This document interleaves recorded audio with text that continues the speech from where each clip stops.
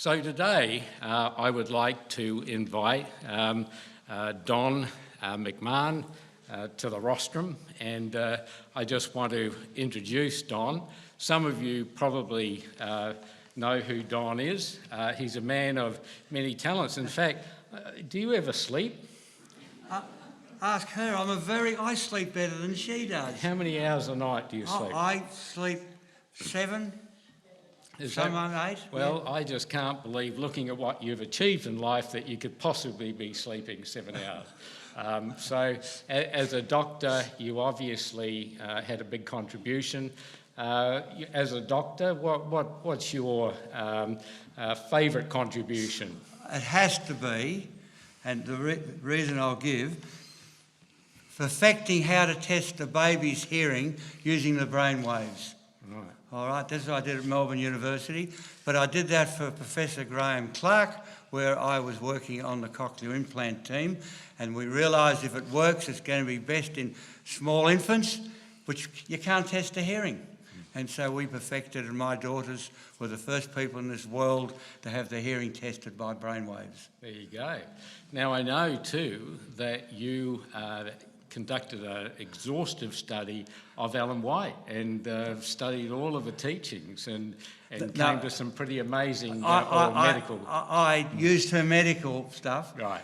They made access, the White Estate made access to all her books in the library, so I read all the medical books and analysed the relationship between what she used out of those books, and I found that the principles of healthful living, it was a dramatically high accurate withdrawal, but the backup statements like physiology and the reasons why were straight from those books and now irrelevant. Right. So there was a marked difference between the two. I used one as the result and the other as a control. So how long did that take? Oh, years. Many, Marley might be our answer. Yes, that took quite a number of years, but not so much, yes, doing it took maybe a year or two, but then I was followed up with many world trips lecturing on it.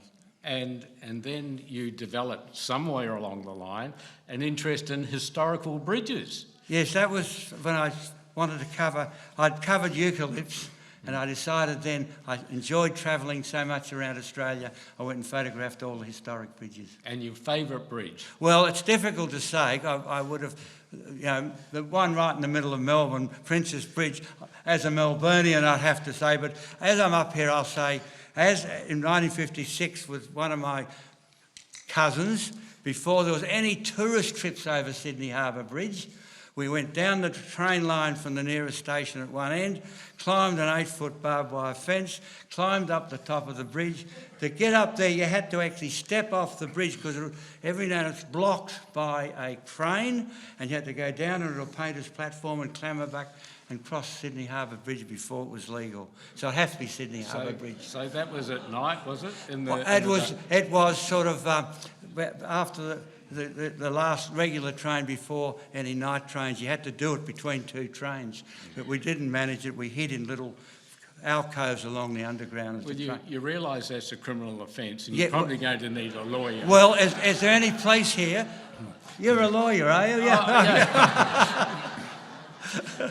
Now, I know that you obviously studied eucalypts, and I know I don't have to ask you what your favourite is. Oh, mountain ash. Yeah. Eucalyptus What about the one that you found that no one had actually recorded? Well, it's now been made as a hybrid, unfortunately. Yeah. They still call it Eucalyptus McMahonii, but I don't believe they're right, because they have a policy of not using people's names on plants now anymore in Australia.